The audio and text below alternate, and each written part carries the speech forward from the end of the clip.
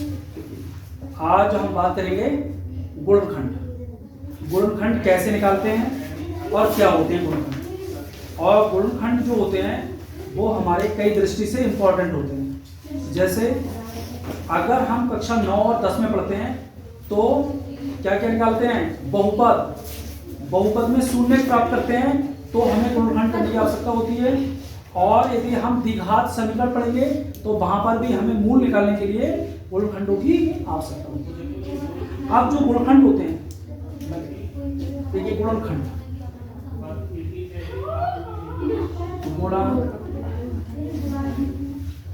आप लोग नोट करते हो क्या कहते हैं, इंग्लिश में इन्हें कहते हैं फैक्टर।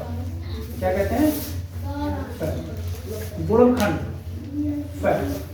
अब जो गुणनखंड का जनरली हम लोग कहते हैं गुणनखंड, लेकिन हम अगर गुणनखंड की बात करें तो इसमें सबसे इंपॉर्टेंट चीज होती है अभाज्य गुणनखंड।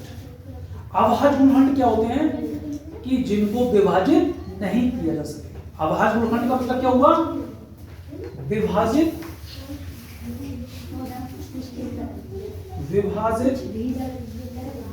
नहीं किया जा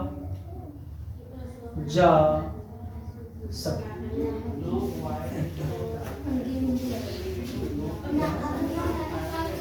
जिनको अभाज्य गुणनखंड, जिनको विभाजित नहीं किया जा सके, जिनको विभाजित नहीं किया जा सके। जैसे अगर हम नंबर सिस्टम में बात करें, जैसे मान लो हम लिखें यहाँ पर 12, तो 12 के गुणनखंड क्या होंगे हमारे 2 into 2 into 3, 2 into 2 into 3। कैसे गुणनखंड है ये, अभाज्य गुणनखंड। कैसे गुणनखंड है, अभाज्य, यानी अभाज्य संख्या प्राप्त हो हमें। अगर हम बात करें अंकगणित मैथमेटिक्स में, जिसमें अर्थमेटिक मैथमेटिक्स में बात करें, अंकगणित में बात करें या डिजिट में बात करें, तो हमारे ये हमारे क्या है, अंक। क्या है ये, अंक। अंकों में ये क्वेश्चन होती है। इसी प्रकार से हम बीजीय व्यंजक, बीजीय व्यंजक, बीजीय व्यंजक, बीजीय व्यंजक। अब बीजीय व्यंजक क्या होते हैं, जिनमें हमारे बीजीय पद हो, बीजीय पद हो, जिनमें हमारे बीजीय पद हो, बीजीय पद, बीजीय पदों से बना, बीजीय पदों से बना हुआ, बीजीय पदों से बना, बीजीय व्यंजक बीजीय पदों से बना हुआ। अब बीजीय पद हमारे कैसे बनते हैं, देखिए मैं लिखता हूं यहां पर बीजीय पद, बीजीय पद, बीजीय पद 3x 4z 25 6x स्क्वायर, सही है। ये हमारे क्या है, बीजीय पद 3x 4z 25 6x square 7y plus 4z। इस तरीके से हमारे ये क्या है, ये बीजीय पद हैं। अब बीजीय पदों में क्या होते हैं हमारे, चर और अचर, यानी बीजीय पद बराबर चर प्लस अचर। चर क्या होते हैं, चर क्या होते हैं, जिनकी वैल्यू बदलती रहती है। चर जिनका मान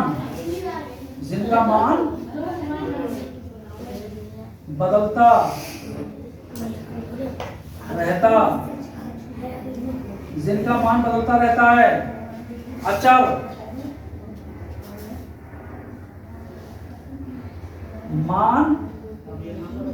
मान स्थिर स्थिर रहता है। चर जैसे x, y, z। अचर जैसे 2, 3, 5, 25, 27 ये, या ये भी होते हैं A, V, C, इनको भी हम दिखाते हैं। अच्छा, मान स्थिर रहता है जैसे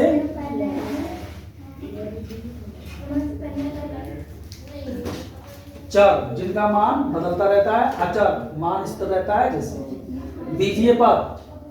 बीजीय पद देख रहे हैं, बीजीय पद हमारे क्या है, बीजीय पद। मतलब इनमें अब ये जो आगे लिखा है ये संख्या, ये क्या कहलाती है, इनकी गुणांक, और ये क्या कहलाता है, चर। बीजीय पद मैंने बताया ना, चर प्लस अचर, यानी या तो चर प्लस अचर होगा, और यह क्या होगा इसमें, या चर गुणे अचर,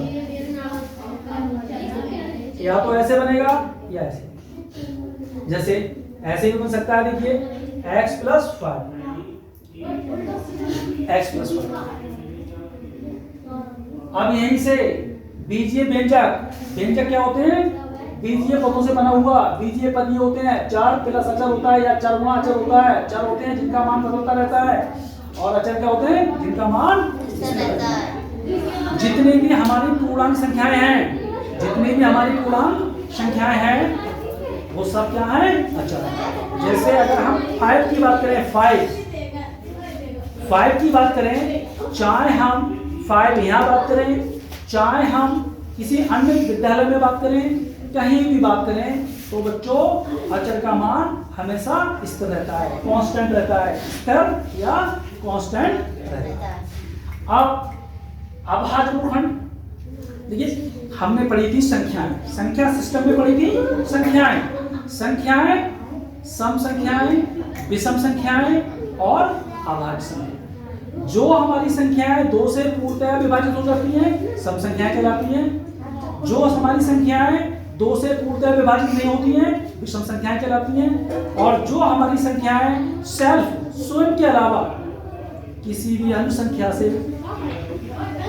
विभाजित नहीं होती हैं, या तो 1 से विभाजित होती है, उनका फैक्टर 1 तो हो सकता है, लेकिन वो किसी अन्य संख्या से विभाजित नहीं होती हैं, अभाज्य संख्याएं कहलाती हैं। तो यहाँ पर हम कैसे प्राप्त करते हैं, अभाज्य गुणनखंड जिनको विभाजित नहीं किया जा सके। ठीक, यहाँ तक क्लियर, यहाँ तक किसी को कोई दिक्कत तो नहीं है भाई। हमारी सम संख्याएं, विषम संख्याएं, अभाज्य संख्याएं, बात हम कर रहे हैं फैक्टर की, गुणनखंड की, किनके, बीजीय पद, बीजीय पद। अब हम बात करेंगे बहुपद। बहुपद क्या, बहुपद क्या होता है, देखिए व्यंजक, व्यंजक में जो हमारे चर की घात होती है वो कुछ भी हो सकती है। भिन्नात्मक हो सकती है चर की घात, ऋणात्मक हो सकती है चर की घात, और धनात्मक हो सकती है। जैसे यहाँ पर लिखा हुआ है, ये सब व्यंजक हैं, ये सब व्यंजक हैं, लेकिन ये सब बहुपद भी हैं। क्यों, व्यंजक में जैसे मान लो मैं यहाँ लिख दूं, ये 5√x प्लस 3, ये हमारा क्या है, ये व्यंजक, व्यंजक तो है, व्यंजक तो है, लेकिन बहुपद नहीं है। क्या नहीं है, बहुपद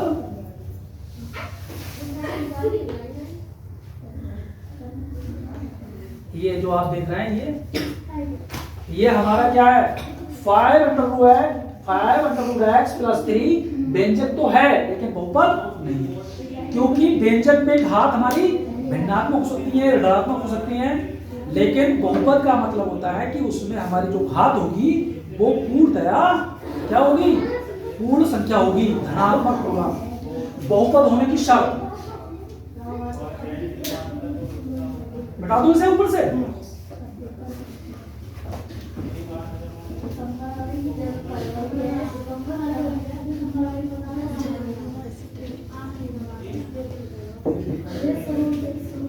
बहुपद होने की शर्त, बहुपद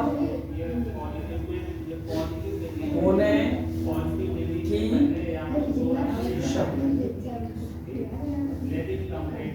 बहुपद होने की शर्त क्या होती है? चर की घात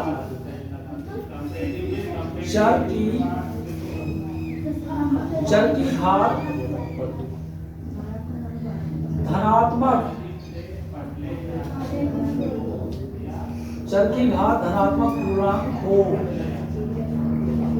चर की घात धनात्मक पूर्णांक हो। जैसे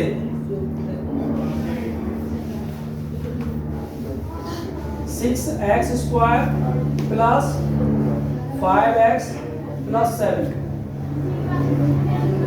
एक बहुपद, एक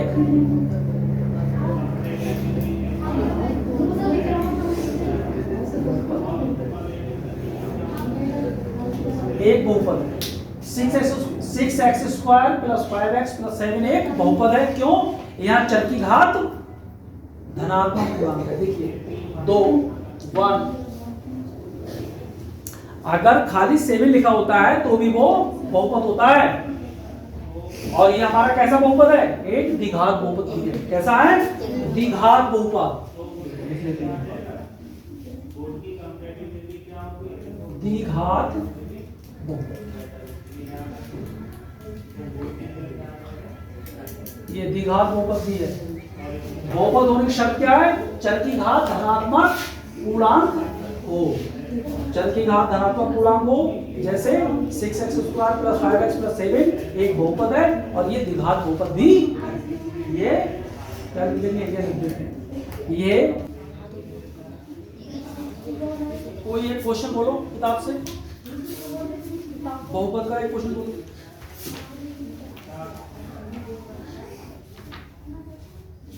जिसके हमें शून्य प्राप्त करने को ग्रहण करके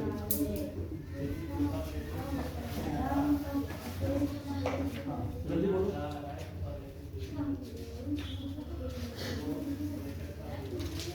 अरे इतनी देर लगेगी।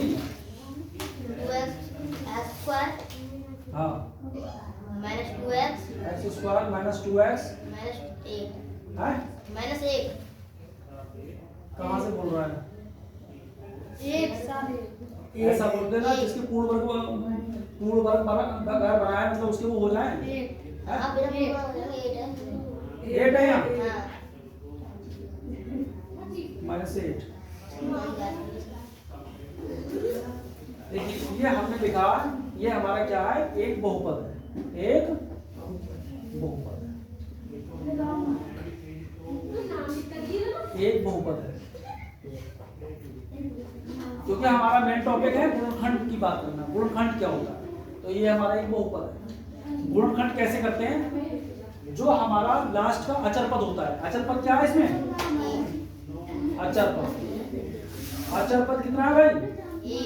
अचर पद 1। तो अचर पद क्या है? 8। अचर पद क्या होता है? जिसका मान नहीं बदलता है। ठीक है, अचर पद जिसका मान नहीं बदलता है, तो अचर पद है 8। अब हम 8 के फैक्टर देखते हैं। 8 के फैक्टर क्या हो जाएंगे हमारे? 2 × 4, 2 × 4, या फिर हम ये भी लिख सकते हैं 2 × 2 × 2।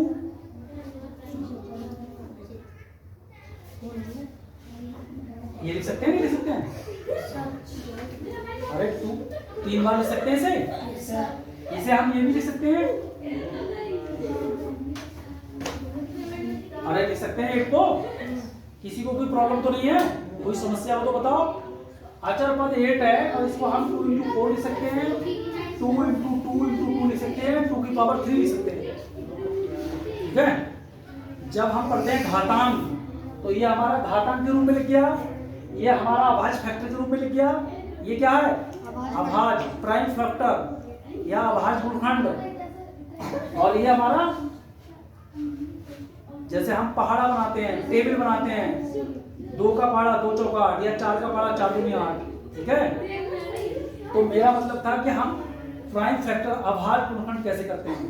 अब अभी तक हमने देखा है ये हमारा है अंक, तो अंक का अभाज्य फैक्टर कैसे लिखते हैं? अब हम बीजीय पद किए, बीजीय पद, अब हम इसको देखते हैं कैसे करेंगे फैक्टर। तो ये क्या लिखेंगे इसके बराबर, देखिए हम इसको लिख देंगे, देखिए x square minus 4x plus 2x minus 8। इसमें क्या होता है, एक नियम होता है, नियम क्या है, नियम देखो, ये नियम है इसका, अगर अचर पद, अगर अचर पद का चिन्ह ऋणात्मक है, कैसा है, अचर पद का चिन्ह ऋणात्मक है, ऋणात्मक है, अचर पद का चिन्ह ऋणात्मक है, तो x का गुणांक, x का गुणांक दोनों, x का गुणांक दोनों अभाज्य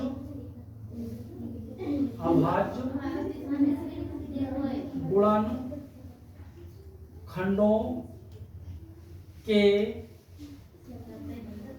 आपस में घटाने पर प्राप्त होगा। अगर अचर पद का चिन्ह ऋणात्मक है तो x का गुणांक दोनों अभाज्य गुणनखंडों के आपस में घटाने पर प्राप्त होगा।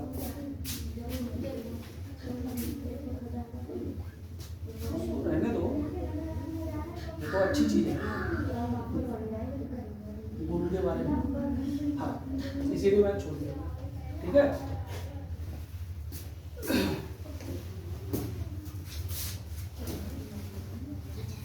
समझ लो बात के लिए, उधर ध्यान दो, उधर भूल जाओ तो कुछ हो रहा है, तो सब भूल जाओ क्या हो रहा है। ये सब उन बच्चों के लिए है जो जैसे मान लो अब आप हैं, आपको एक बार समझ नहीं आया तो इसको आप ओपन करेंगे, ठीक है, और इसे पढ़ लेंगे, समझ लेंगे कि सर ने क्या बताया था मेरी भाषा में। तो मैं बात कर रहा था कि जो हमारा अचर पद होता है इसके हम फैक्टर कैसे करते हैं, यानी अभाज्य फैक्टर करते हैं, प्राइम फैक्टर करते हैं, अभाज्य गुणनखंड करते हैं। अभाज्य गुणनखंड क्या होते हैं, जिनके और छोटे फैक्टर नहीं हो सकते हैं, इससे ज्यादा छोटे फैक्टर नहीं हो सकते हैं, इसलिए वो क्या कहलाते हैं, अभाज्य फैक्टर। अब अभाज्य फैक्टर कैसे निकाल, अब इसका कैसे करके बनाते हैं, नियम क्या कहता है, अगर अचर पद का चिन्ह ऋणात्मक है, देखिए अचर पद का चिन्ह हमारा कैसा है, अचर पद का चिन्ह हमारा कैसा है, ऋणात्मक, तो x का गुणांक, देखिए x का गुणांक दो, तो x का गुणांक दोनों अभाज्य गुणनखंडों के आपस में घटाने पर प्राप्त होगा। अब हम घटा दिए, देखिए हमारे अभाज्य गुणनखंड क्या है, ये है अभाज्य गुणनखंड, और अभाज्य गुणनखंड दोनों को हमने क्या कर दिया, घटा दिया। देखिए 4x, या हम समझाने के लिए ऐसे लिख सकते हैं इसे, देखो एक्स स्क्वायर, और यहां लिख सकते हैं माइनस 4 और माइनस 2 एक्स और माइनस 8, दोनों हमारे अभाज्य गुणनखंड के चारों, तो उनको आपस में हमने घटाया, और घटाने के बाद हमें बीच का पद मिल जाएगा। देखिए बीच के पद का गुणांक मिल जाएगा। इस कंडीशन में हम लिख देते हैं, या तो हम ऐसे लिख देंगे डायरेक्ट, और डायरेक्ट नहीं लिखेंगे तो ऐसे लिखेंगे, समझेंगे, ठीक है। अब आ गया, देखिए क्या होता है, x square minus 4x plus 2x minus 8। अब देखिए क्या करेंगे, हम यहाँ पर क्या कॉमन ले लेंगे, x हमने कॉमन ले लिया, तो हमारे पास आ गया x माइनस 4, और यहाँ पर देखिए हमारा कितना कॉमन आएगा, प्लस 2 कॉमन आ गया, यहाँ आ गया x माइनस 4, ये आ गया हमारा x प्लस 2, और ये आ गया x माइनस। अब ध्यान से देखिए, ये जो हमने बहुपद लिया था या हमने गुणनखंड करने के लिए लिए थे, इनसे छोटे गुणनखंड हम नहीं कर सकते। इनसे छोटे गुणनखंड हम नहीं कर सकते हैं। ऐसे करके हमने डिजिट में देखा था। तो ये अभाज्य गुणनखंड क्या करते हैं? सबसे पहले अभाज्य गुणनखंड करते हैं। अब ये जो हमारे अभाज्य गुणनखंड आ गए, अब ये हमारा एक बहुपद था। एक बहुपद कैसा था? द्विघात बहुपद था। हम जानते हैं कि जो द्विघात बहुपद होता है उसके दो शून्य होते हैं। तो यहाँ पर शून्य प्राप्त करने के लिए हम क्या करते हैं? शून्य प्राप्त करने के लिए देखिए यहाँ लिख देता हूं, शून्य प्राप्त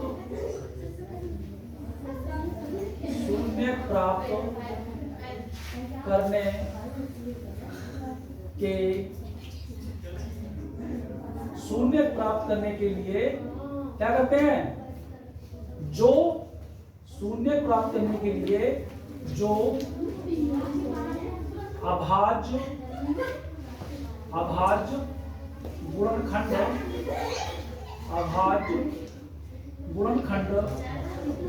प्राप्त होते हैं, अभाज्य गुणनखंड प्राप्त होते हैं, उन्हें क्या करते हैं?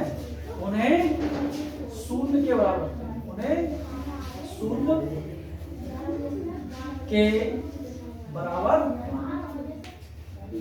शून्य के बराबर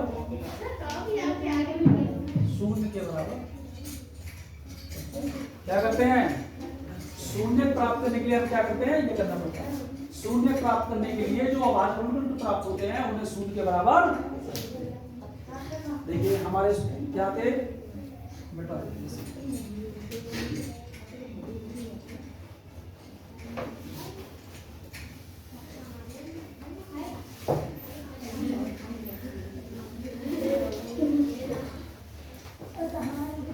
शून्य प्राप्त करने के लिए क्या करना पड़ता है हमें? अभाज्य गुणनखंड को शून्य के बराबर देते। तो यदि x + 2 बराबर 0 तो x बराबर -2। यदि x - 4 बराबर 0 तो x बराबर 0। क्या हो गया हमारे? शून्य क्या हो गया? -2 शून्य बराबर -2 ये हमारा शून्य क्या होगा हमारे? तो हमारे 2 था। ठीक है।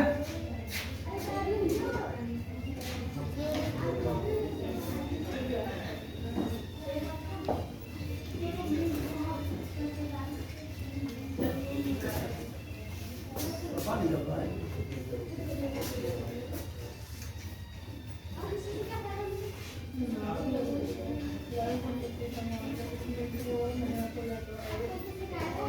अब दूसरे टाइप का देखते हैं।